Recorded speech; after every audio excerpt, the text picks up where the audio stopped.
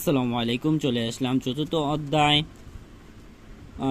অধ্যায় basic electricity চতুর্থ অধ্যায় রচনামূলক প্রশ্ন প্রমাণে। এই প্রশ্নটি প্রায় সকল বইতেই এসে থাকে।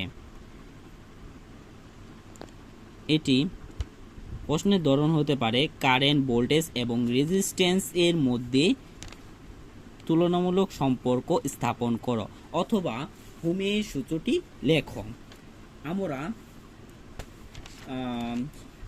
একেবারে সহজ নিয়মে এটি ব্যাখ্যা করব। যেমন আমি প্রথমে একটি চিত্র এঁকে নিই।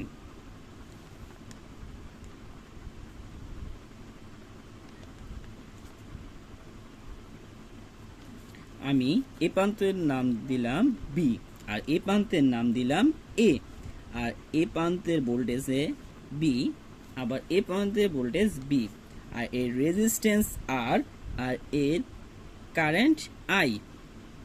আমরা সকলেই জানি ভোল্টেজকে বি দ্বারা প্রকাশ করা হয়, কারেন্টকে আই দ্বারা, রেজিস্ট্যান্সকে আর দ্বারা, ভোল্টেজকে বি দ্বারা, কারেন্টকে আই দ্বারা। তাহলে আমরা 1 নং সমীকরণে লিখতে পারি কারেন্ট দুটি বিভব পার্থক্য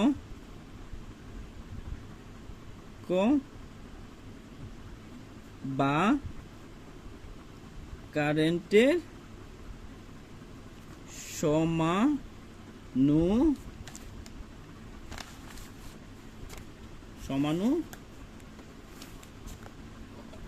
কারেন্টের সমানুপাতিক। কিভাবে সমানুপাতিক হয়? তাহলে আমরা লিখতে পারি I proportional to এই যে এই বি, এটা কি এর বি, তাইলে বি এ মাইনাস বিবি, বা লিখতে পারি I proportional to বি। 1 নং সমীকরণ। তাইলে 2 নং সমীকরণে কি লিখতে পারি?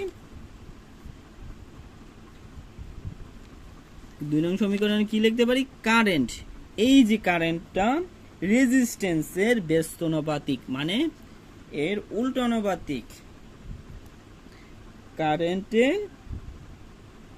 কারেন্ট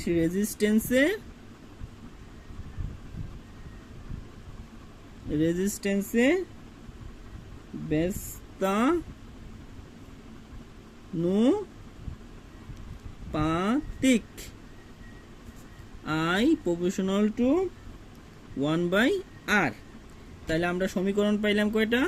2টা। তাইলে 1 নং ও 2 নং যোগ করে পাই। 1 নং এ কি পাইছি? I proportional to b, আর 2 নং এ কি পাইছি?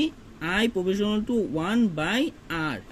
তাহলে লিখি 1 নং ও 2 নং হতে পাই I proportional to b/r। তাইলে I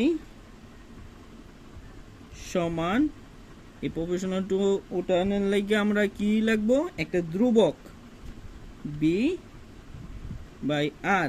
তাহলে লিখতে পারি অতএব I সমান b/r, কে একটি ধ্রুবক মান। ভিডিওটি ভালো লাগলে লাইক, কমেন্ট, শেয়ার, সাবস্ক্রাইব করবেন।